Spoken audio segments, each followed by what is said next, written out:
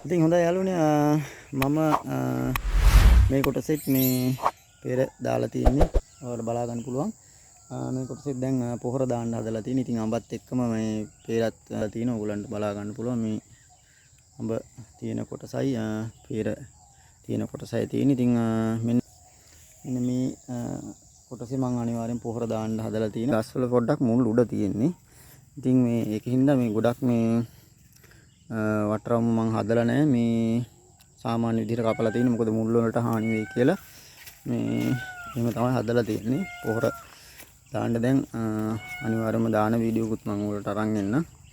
ඉතින් මේ ගහ කප්පාදු කරලා තියෙන ගහක් මේ ගොඩක් උසට තිබ්බ ගහක්. මේක මැද අනිවාර්යයෙන්ම මේ කොළ ටික අයින් වෙන්න ඕනේ. ඒ කියන්නේ රිකිලි ටික අයින් වෙන්න ඕනේ. ගහට හොඳට අවුව වැටෙන්න එපා. ඉතින් ඒකේ වීඩියෝකුත් මම අරන් එන්නම් මේ කොහොමද අපි අයින් කරගන්නේ එක පිළිබඳව. ඉතින් page එක follow කරලා තියා අලුතෙන් වීඩියෝ අනිවාර්යයෙන්ම ඉස්සරහට අරන් යනවා. යාළුවන්ට බලන්න අනිවාර්යයෙන්ම share කරන්න page එක.